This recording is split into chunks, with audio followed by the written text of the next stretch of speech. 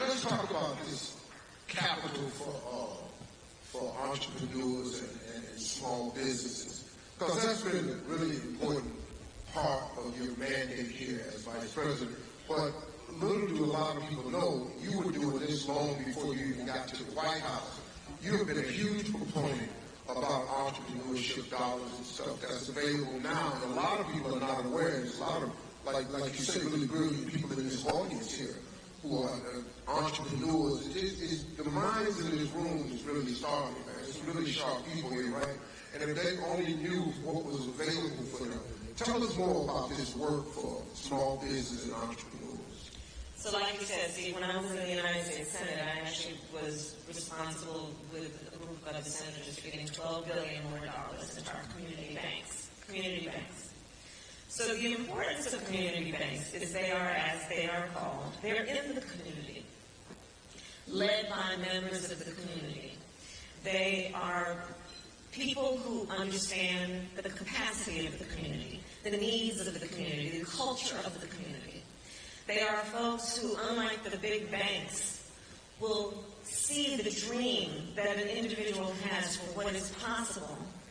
And instead of rejecting that dream because maybe it's something they've not heard before, they will listen to it and then give folks advice, including financial literacy advice, helping people know how to run a payroll, how to deal with inventory, in a way that they can start a business and sustain that business and grow that business.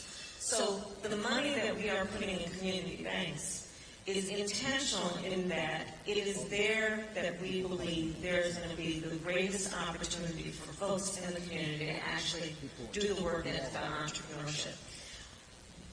Since I've been Vice President, I also created what's called the Economic Opportunity Council, and I got the big banks and big tech companies to invest private equity into community banks. And we're on track to getting $3 billion more into community banks because of that partnership.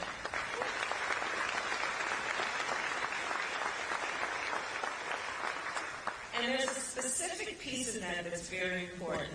You know that VCs, venture capitalists, only 2% of their investments go to black businesses, right? We also know that black folks are 1/3, I think the number is 3 times less likely to apply for business loans. And a big part of that is that nobody likes to be disappointed, right? And the feeling, rightly, after so many things can disappoint, that I don't want to go for it and then be rejected. So again, putting the money into community banks is about putting it into a place where people can walk in with a sense of dignity that is respected to actually be able to have access to capital. So we're doing that. The other piece that we have done is from the day that we came in office as administration, President Biden and I made a commitment that we would increase federal government contracts by 50% to minority-owned businesses.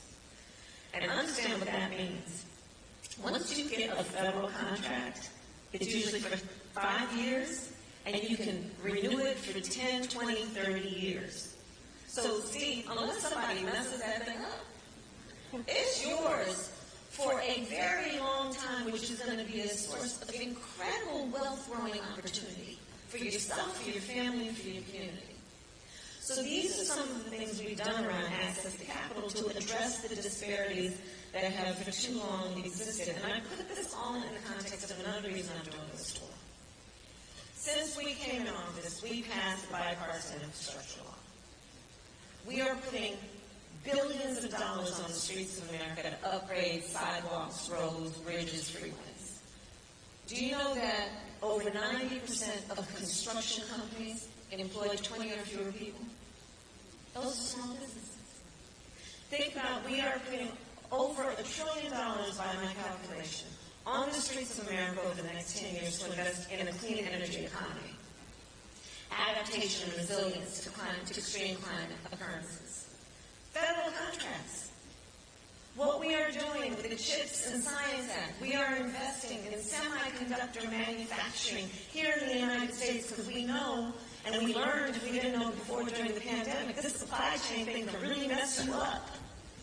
And we need domestic production and manufacturing of some of these essential needs. So in the last 3 years, our accomplishments around growing the economy of America in a broad-based economic policy means putting trillions of federal dollars into the economy, which will require for it to be meaningful, folks to take up those contracts to do the work that is about building up our nation. So that's part of why I'm here, is to ask everyone here, help me get out the word of what we are doing, and that the Small Business Administration, as an example, and we have representatives here, we have the Deputy Secretary of Commerce here, the Deputy Secretary of Treasury here, help get the word out about what is available, because too often, like I said, black folks are 3 times less likely to apply for these things. But we got to let people know that it's there so that they will apply and take advantage of what we are doing, including we have finally gotten rid of the prohibition on people with a criminal record being able to apply for SBA loans. We just got rid of that. So now, for those who are formally incarcerated or who have a conviction for a crime, that will no longer prohibit people from being eligible for small business loans. Help me get the word out. That's why I'm here.